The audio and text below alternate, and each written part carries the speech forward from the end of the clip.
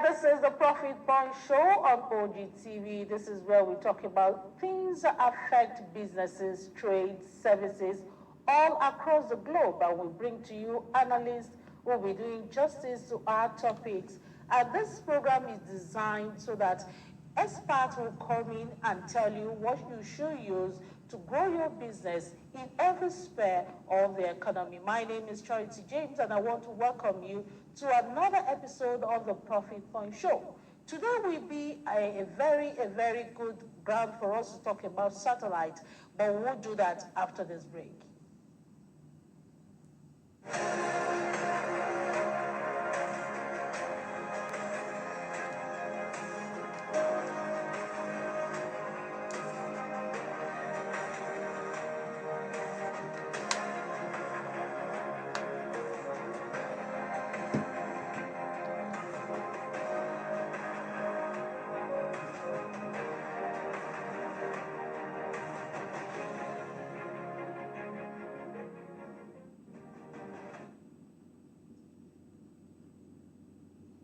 Welcome back, and we want to analyze the creation and deployment of Internet of Things system that use satellites for communication and data transfer instead of or in place of the traditional way of doing things, that is using the cellular or the Wi-Fi to do things. So our focus this moment will be using IoT satellite development for smart technologies in business. And we'll be having our guests join us via Zoom all the way from Australia. We have Mr. Peng Chu, who is the Chief Executive Officer of Stem Cell Foundation, all the way from Australia, is joining us on the program today. Good morning, Mr. Chu. Good morning, all. All right. Everybody from South Australia, Adelaide. All right, you're welcome. And we have another guest joining us via Zoom too. He's also from Australia, joining us via Zoom through Australia, and he is Mr.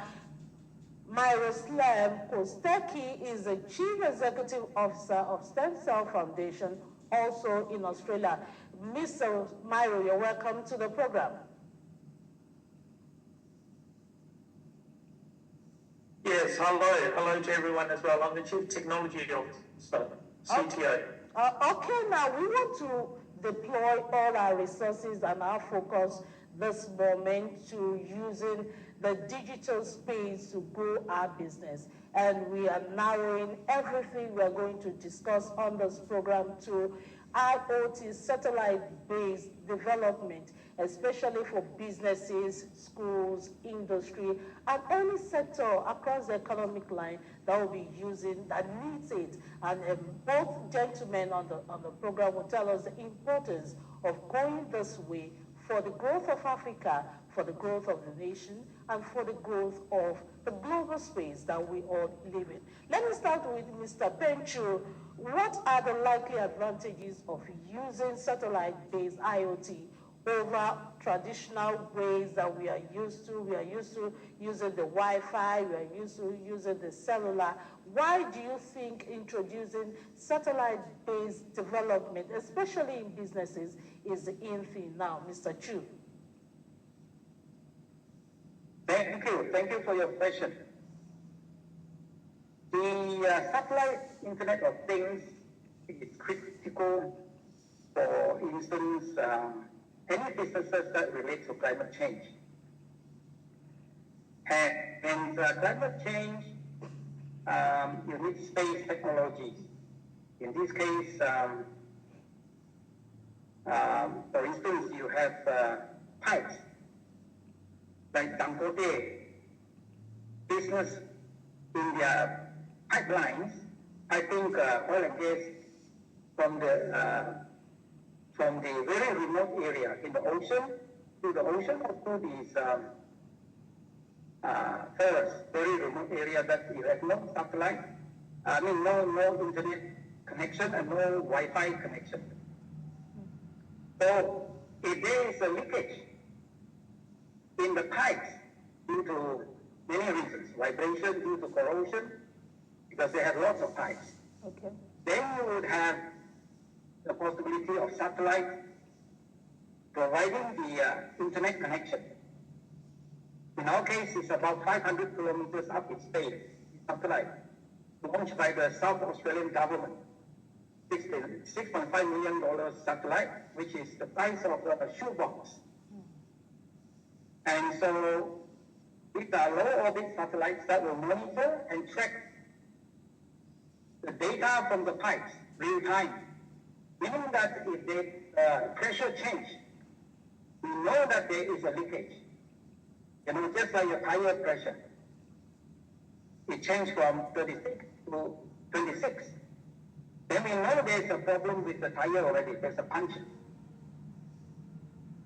And in this case, it's the same. We measure just one example of measure pressure. We can measure the strain of the pipes too, because when you force high pressure gas and petroleum through the pipes, you normally would have a lot of stress on the pipes. So the stress can be measured in very minute quantity and sent to the satellite. Because I repeat, this application is real time made possible by satellite because these pipes are going through places that have no connectivity. So that's one critical application that relates to climate change. Because these carbon leakage and things like that, in fact, just about a month ago in Malaysia, the pipe exploded near to residential area that was piping gas into the petrol station. And it exploded. You can see it from miles away. So it could have hurt people. So this is an area where business relating to petroleum, what do you call climate actions, is where you need this eye in the sky. In fact, assets, like they're very expensive and different from Australia to Nigeria. Okay. Or cattle, or whatever animals, right? That we ship. And through the ocean, again, there's no connectivity. You do not know whether the fan has stopped. If the fan has stopped, then the animals produce a lot of waste. And ammonia will harm their health. And by the time they arrive in Nigeria, there will be half the animal that we send to you. So through satellite, we know whether the fan has stopped. And then monitor the gas. Okay, Mr. G, in remote areas that we have businesses, do you think that can be achievable?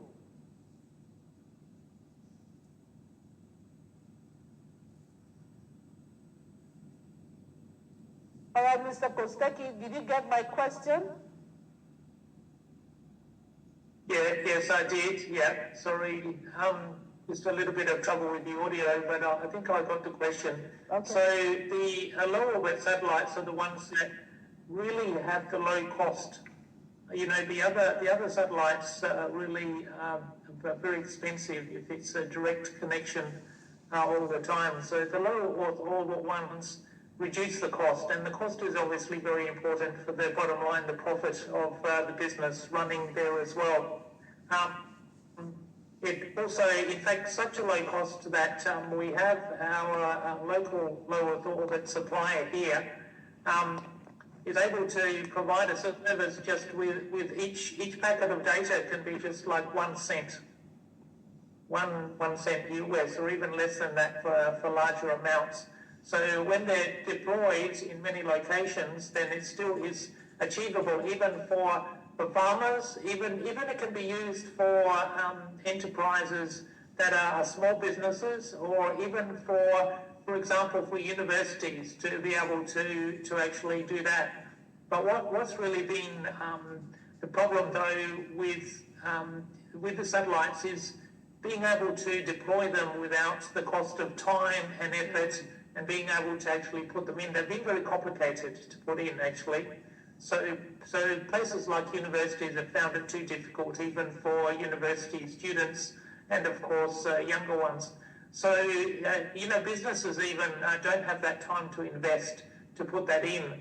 So technologies such as the ones that Stem Cell has put together now, called runlinc, actually have low code and artificial intelligence, AI, to help them to very rapidly be able to do that and save potentially millions of dollars actually trying to put that in.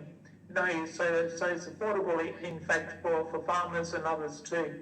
That's very important, the affordability of it.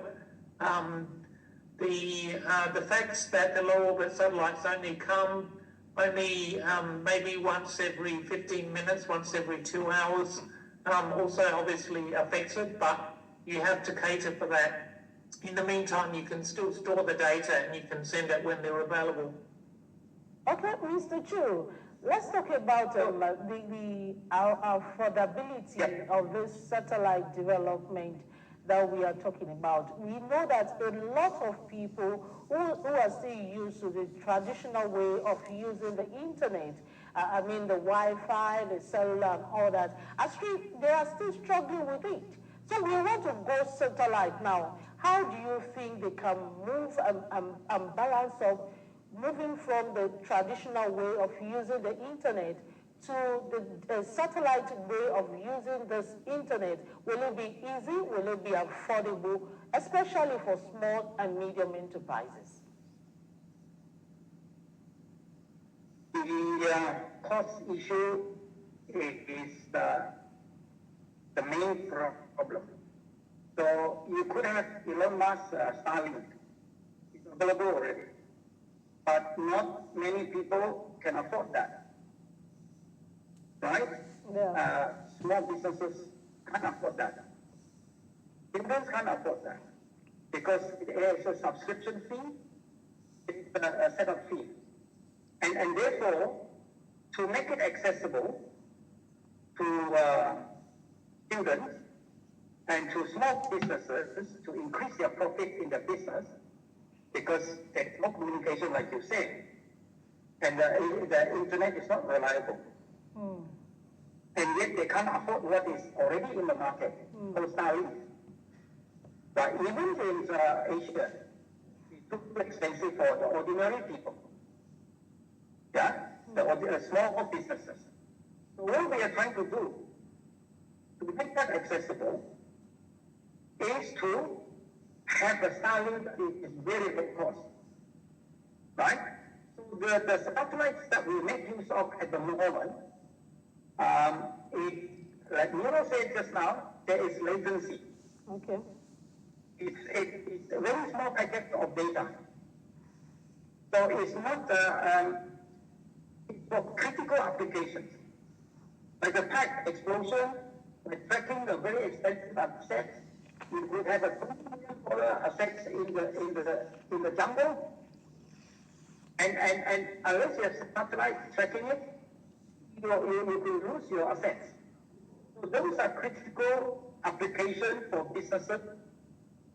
And we have made it very affordable in the sense for this type of applications. For climate change measurement of temperature, humidity, melting ice and things like that, can be used by these type of businesses that are involved in climate actions type of businesses. So I hope that the audience listening in understand that to go to the next level of Starlink that is very, very affordable, so low cost that anybody can use it, you need a lot more satellites. Like Starlink has 6,000 about. Yeah, SpaceX.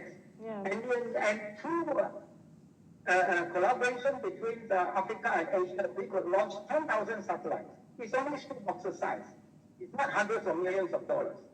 So these could be just about $500,000 US to make them and to launch them, another lot of money. But it's not talking about the figures of hundreds of millions of dollars of these specialized satellites.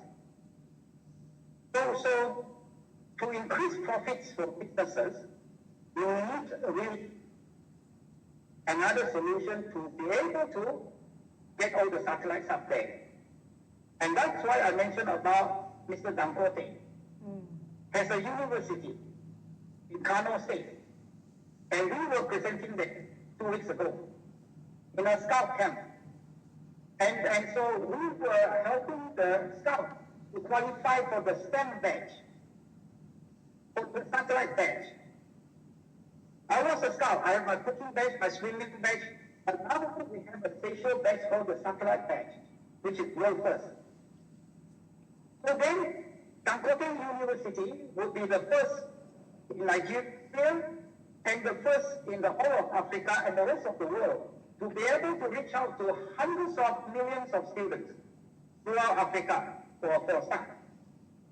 Through all these little innovation centers that they can start, and then there's a lot of students making products, innovations, and that sort of money then to have the chance to compete with people like Elon Musk and send out maybe 6,000 or 10,000 satellites. That has no very little lag time or no lag time. So we need to show you the two different types of satellites that we are talking about. Okay. Yeah, the low-cost satellites, we have many of them. They come over every few minutes, rather than, in fact, less than 1 minute. Then you have a continuous internet that doesn't break, and reliable internet in Africa. But to get to that level, you have to skill the people. And the Dangote University exercise shows us that they can do it. These students are very smart. You give them the opportunity, whether it's Lagos University, whether it's other university in Abuja, they're all the same. Yes, they don't have the technology. And just to show you how the satellite connection can be made now is a technology we developed called runlinc AI. It's basically a ChatGPT type of technology that helps you to develop a report very quickly. But in our case, it's not a report. It's actually control. Okay. So students will then be able to send information to satellites, the few satellites that is there, and then they'll be able to receive it. So the listening audience is not GPS. It's not the global positioning system where you receive signals from the satellite. This is 13-year-old students sending signals to the satellite and receiving it back. For instance, a young girl here, 13 years old, she make a bushfire early warning system for her beehives, very far away from her house, about 5 hours, right? But 100 beehives, she choose the area carefully so that it produces the best honey, but very far from her house, 5 hours. Now, if the bushfire comes, there's no internet there. Okay. Okay. All the 100 houses different. Mr. Chu. So now with the satellite connection, she's able to predict when with the temperature sensor, Okay. the green flag is safe, 30 degrees. If it goes up to about 60 degrees, she has to get there quickly before the fire come already to move the hives. That is a classic application that nobody in the world has. And Africa has started now in Nigeria. Okay, thank you for that analysis. Now let me go to Mr. Kosteki, and let's talk about the technical challenge. You've told us, Mr. Chu, have told us about the benefit. We have been talking about the benefit, and there's nothing that will have so much benefit without having the challenges that will come out from it. So let's talk about the technical challenges you think maintaining the IoT satellite systems will come with, how those who want to use it for their businesses, be it large, medium, small scale, will have to deal with when it comes. So they should get prepared before they can launch into the satellite way of adjusting to running their businesses. So Mr. Kosteki, let's talk about the technical challenges involved and how you think those who want to use it can overcome it.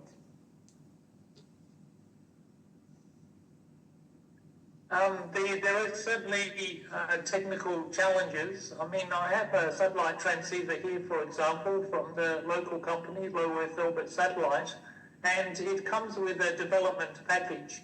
But the package is actually so difficult that even us, we're actually an electronic company, it took us a long time even to open and to get that up and running. So it's possibly for someone that's in a small business, it's not possible. It just becomes too difficult. And even if they got some sort of help as well, then they suddenly obviously have to pay someone to develop some app or some application that they need. So this is just a development system. And this is quite typical for the low-cost systems. They might be low cost, but they might be too difficult to actually put in. So that's why we have actually come along and we've come up with a solution to that as well, so that using a low-cost, easy code development system, that they're actually able to put it in technically. And even recently, what we added technically to overcome this problem of it becoming too difficult to apply is we've got artificial intelligence now. You know, AI is used now for everything. The ChatGPTs are used for business and many applications. But suddenly even the development of things like installing a satellite system for the application has become easy enough. Then suddenly they can just use simple sentences and suddenly construct that what they need, whether it's a farmer measuring the tank level or the river level, etc. They can use that. It's called runlinc AI, and this is probably the most advanced system so that they can reduce their costs by the time they'll be able to do that themselves.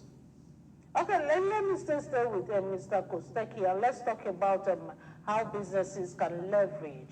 The leverage matters now since it is new in Africa and it's something that you have started over there in Asia and you want to transfer all the knowledge here to Africa. Let's talk about how you think businesses can leverage on everything that you've been talking about, the benefit. To businesses, what is the best way to come in and how can they come in?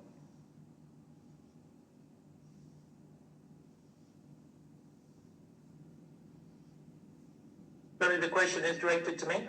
Yeah, Mr. Kosteki. Yeah, okay, sure. So one of the ways to really benefit and I think leverage on this technology is for those businesses that have access to the technology. I think the leverage part, I have seen a very good leverage in if the businesses actually adopt a student industry partnership. You know, sometimes we have university students that can actually help the businesses to help to develop some of these things. The university benefits, okay, the students obviously benefit, but the business actually benefits in that case as well because they get that development cycle, they actually get the help that they need to be able to put this in.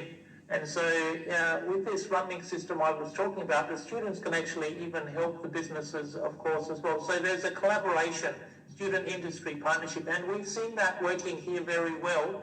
I have here an example for that recently a student was able to help develop a smart farm system using these high reliability piping from Novafast here in Australia, and a student industry partnership worked very well in that he was even able to present and promote this. He even won international competitions, and that obviously is helping obviously the industry there as well, and he ended up actually getting a job out of it himself as well. So this is really leveraging together. Okay, Mr. Chu, let's talk about other sectors. We've been talking about tech and industries and schools.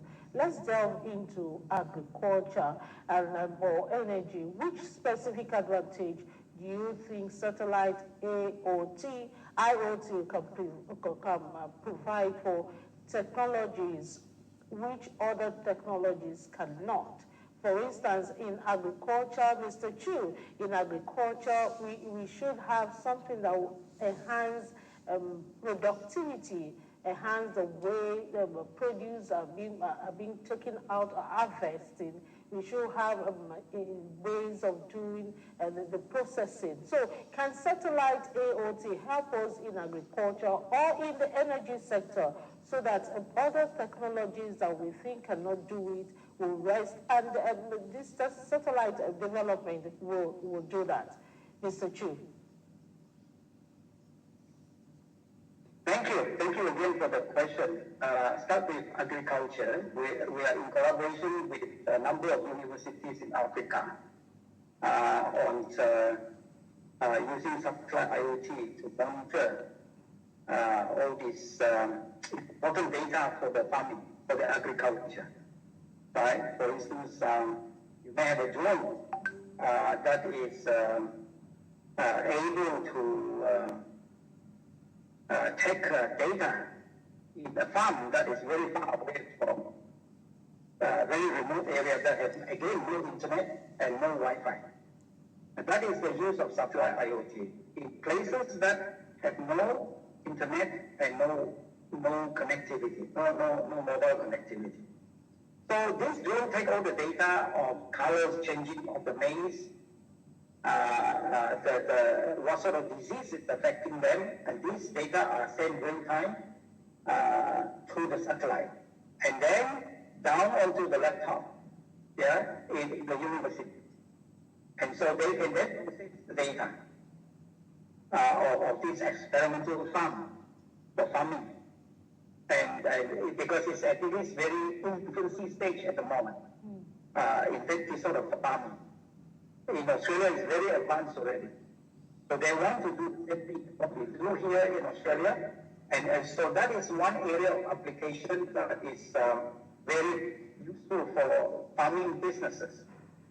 For the energy sector, as I said, businesses that are into refining petroleum, into transportation of energy,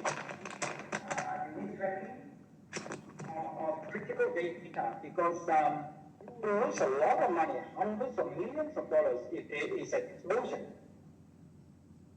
because you can't monitor. You don't monitor the leakage of your petroleum or the gas, and you pollute the environment. In the Western country, that's extremely expensive. Environmental damage, right? And not human lives too, like the explosion in Malaysia. Luckily, nobody was killed, but many people were injured because of the explosion of this tracking of this energy pipeline, which is a nightmare. It's a time bomb ready to go off. Because pipes last for about 20 years, the normal pipes. And that's why the ambassador of Nigeria, based in Canberra, came to visit this company that makes specialized pipes. And one is Novafast pipes to be made in Nigeria. And you can put that into acid and it wouldn't affect it because it's made of composite, high reliability composite material made by robots. And so the sort of collaboration that we have with energy sector. And this company is a large company, and the ambassador and her staff, her first secretaries, and came to visit us about a month ago. And there they were shocked to see a little 11 years old, I think he's standing by here somewhere, wanting to share his experience of how he can actually connect to satellite. So we're talking about profitability for businesses that can be helped by hundreds of thousands, if not millions of 11-year-old boys, girls that are beginning to get into the knowledge of satellite IoT in order to help businesses to make profit, to increase customers. You know, if you can put a QR code onto the Dangote noodles, and he will be able to help to increase profits to Dangote noodle by helping the customers' children, the noodle customers' children, to win competition and scholarships. That's the relationship that is beyond normal imagination of people imagining that when we talk about satellite IoT, they only talk about directly the business. But they don't, they have no sense that it can be connected to hundreds of thousands, if not millions of students who attack the same problem of satellite IoT. Because I mentioned about Dangote, you see already, students are capable of connecting to satellites to monitor all the pipelines' critical data.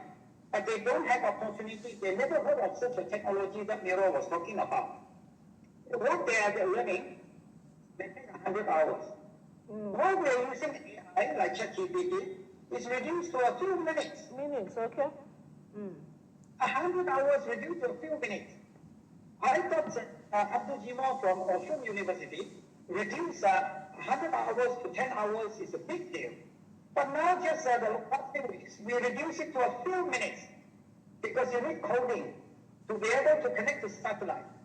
And now kids as young as 11 years old from Nigeria, he is now living in Australia, and he showed the ambassador and her first secretaries how he's able to connect to satellite in Adelaide. It's only a month ago. So all of these are possible if we put in the right infrastructure. Is that what you're saying?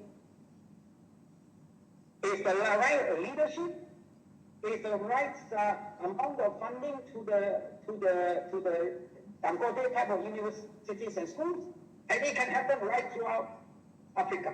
It's just the lack of this technology, the AI technology, just like Gemini or ChatGPT is now used for control, for sensing, for data logging, which never has been done before. You know, even our technology is 100 hours reduced to 10 hours. We're still not happy. Now we reduce it to 10 minutes. And kids can do it. And that is talking about profit. And they can easily put you up, put into cement, Dangote cement, DUS cement, or noodles. And these are kids connecting to industry already. That is money, that's profit.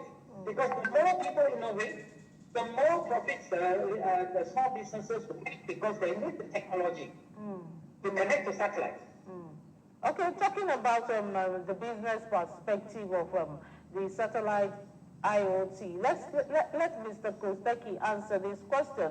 Let's look at how companies can evaluate the return on investment. Mr. Kosteki, how can companies evaluate the returns on investment when using or when they want to consider an investment in satellite IoT infrastructure? Is it immediate? How long will it take before you can realize the amount that you have put in it? Or is it something that you should invest in and just relax and say a year, 10 years, 20 years before you can get your return on investment? Mr. Kosteki. No, these technologies are changing so quickly that you can't wait for that long. Definitely you can't wait for that long. All the things are changing very fast. So the problem is that the first thing of investment is that you need to actually invest the time as to where you want to put them in. You need to put in the time to do the research. You then need to put in the time to actually put the system together. And even that, by the time you do that, because these systems have been so difficult, by the time you do that, something new has come out. So it has been very difficult in the past to be able to invest these sort of rapidly developing technologies. So that's why, for example, we've come up with this rapid development technology where if they invest a little bit into using the right technologies, then they'll save so much time. You know, I mean, instead of spending a year or two in development, and we recently we even spoke to a company, an industry that actually, spent millions of dollars, but they went and they tried to put in the satellite system, and they ended up actually losing a lot of money because they couldn't do it. It was that difficult. So you need to make sure that you're using the right system, such as our runlinc IoT system, to connect to the satellites. Don't spend so much time, make it work, then put it in as quickly as you can, and then use it to then increase your profits as well. So it needs to be rapid implementation for it to actually be a return. You need to be able to do that as well. And then also, if you do, like I said, connect to universities, student industry, then you can keep up with the rapidly evolving technologies, such as the AI. You know, the AI is coming out and evolving as well together in parallel. Okay, so staying with Mr. Kosteki, let's talk about the data security measures that should be put in place since we want to tilt the focus of people away from the traditional way of using the internet or the digital space. Let's look at the security measures that should be put in place. What do you think will be the security measures that whoever is, any stakeholders that want to come into that sector should always check before they embark on the journey of creating the satellite-based development that we are talking about? We're talking about low Earth orbit satellites with small packets of data. Those small packets, they're not connected to the internet system. So normally you have a controller. You might have a controller, such as this one. You're actually measuring then humidity, temperature, water level, etc. You make the measurements. You then connect to the transceiver, such as this one. You send it to the satellite just as a small packet. That's not connected with anyone else, so there's no security issue with that. Unless, of course, someone else has access to those things. So you have to think about that. When it gets to the satellite then goes to the satellite company that has security measures put in place. And usually the satellite company does not even store your data. They don't even want to take that risk. They ask you to simply give a link as to where you want your data sent immediately. Then, of course, you need to consider how you then collect that data and how you secure it yourself.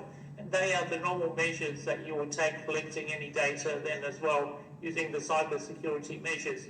So in some way, collecting the data is actually very secure. When you're receiving the data, you need to be very careful as well as to who then has access to the data. I think the access is usually what you need to limit and be very careful with, even the development cycle too.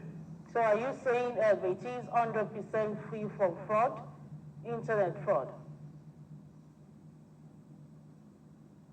No, because when you collect the data, then you have to make sure that you yourself have to be careful about that internet fraud and put in the measures as well. If you put in the correct measures, then it can be, but if you don't put in those measures, then of course people can also have access to your data. So you need to be very careful how you do that.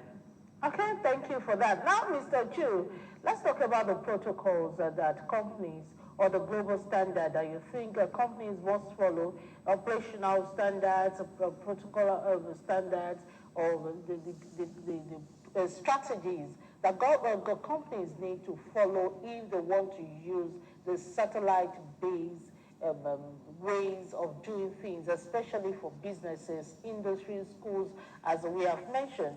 Do we have a laid-down rule for companies to follow if they want to launch into this kind of a development? Mr. Chu. Absolutely. Okay.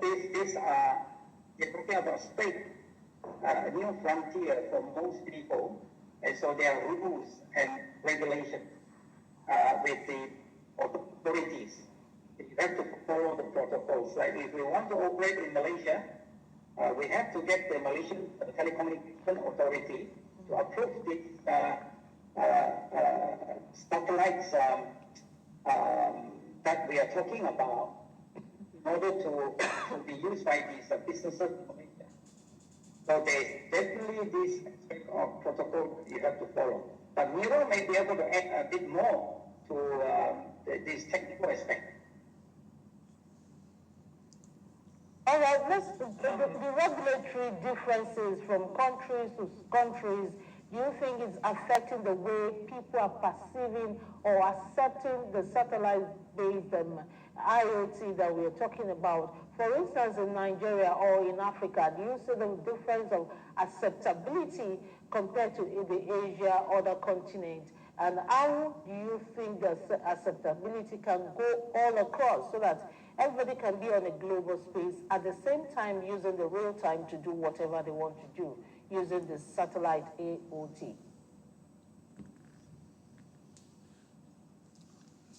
Okay, if I can answer that question, definitely the regulations in each country do affect whether the businesses can access the things as well. So I think that those regulations need to be able to be opened up so that they can keep up with the technology. Sometimes the authorities are delaying, approving certain technologies. There's usually two regulatory bodies. One might be the frequency body because the signals are being sent, and the other one is the space authority.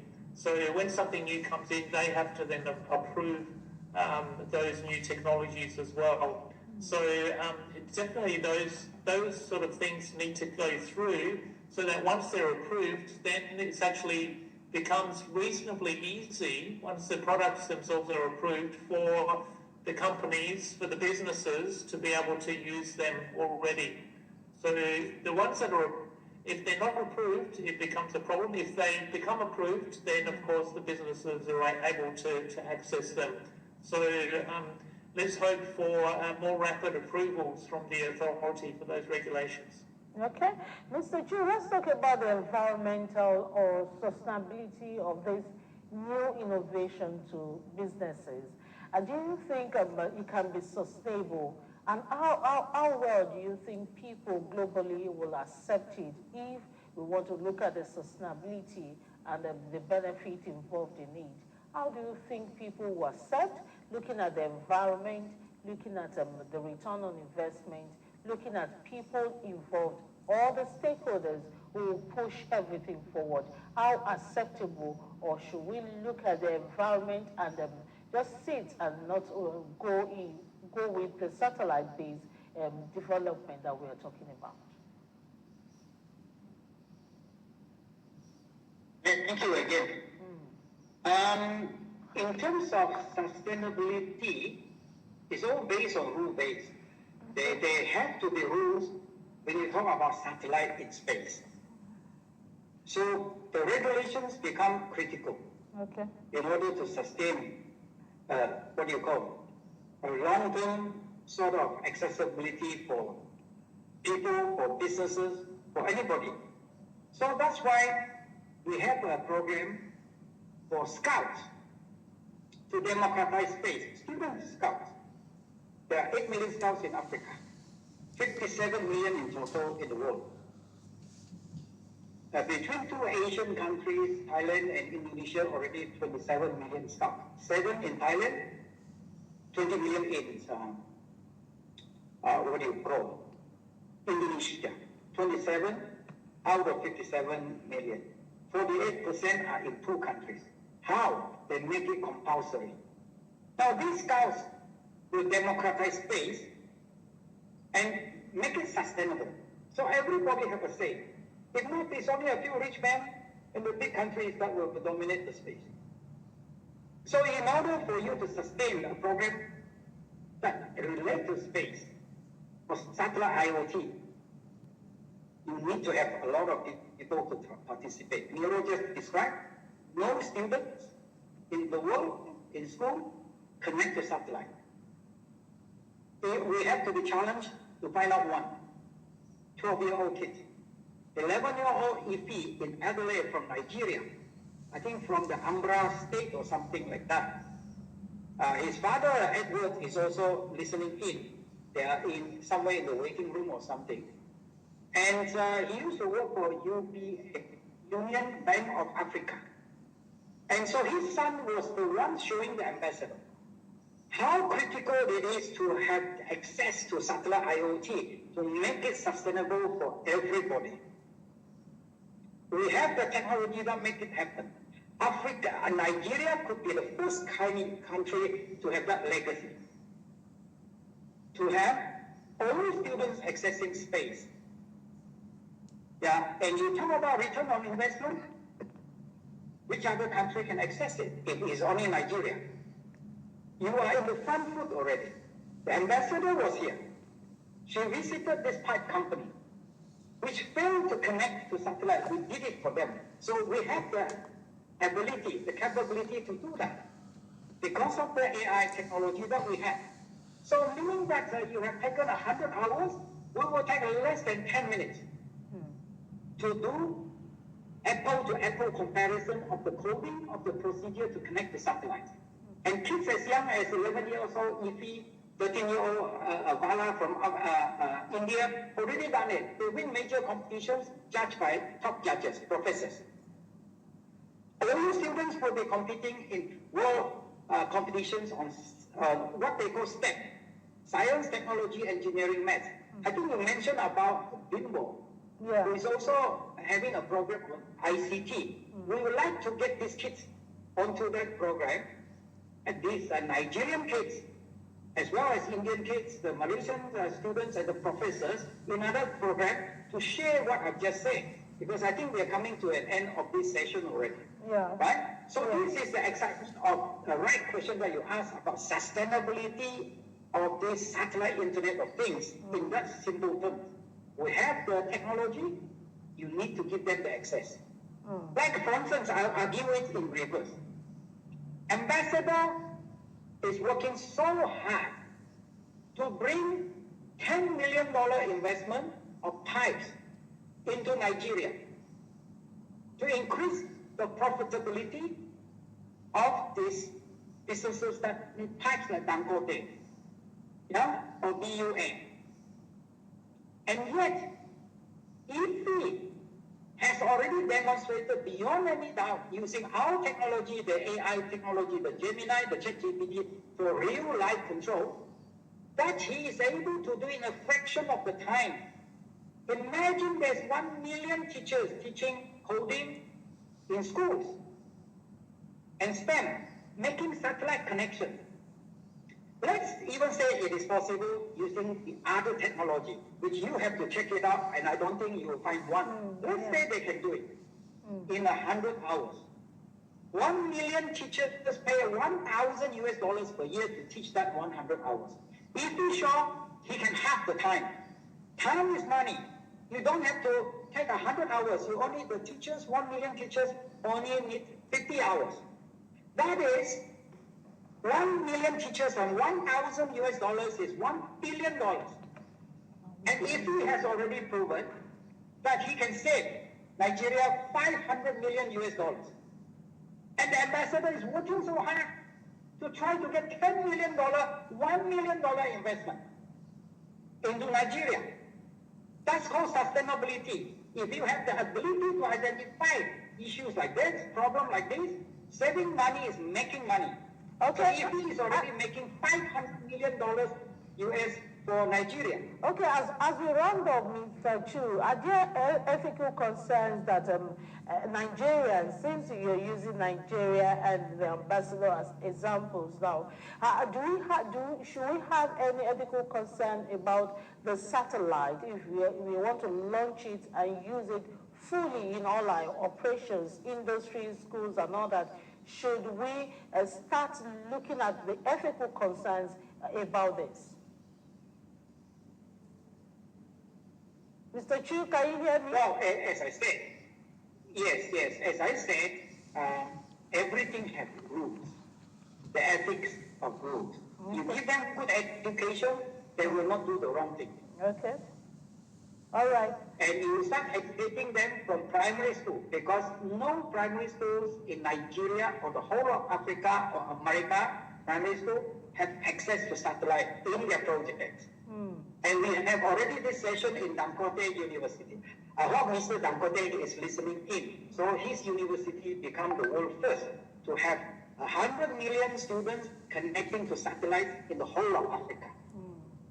So, Mr. Kosteki, what's your parting shot for us on the program about the satellite IoT? Should we stay with it, or do we look at the risk and then run away?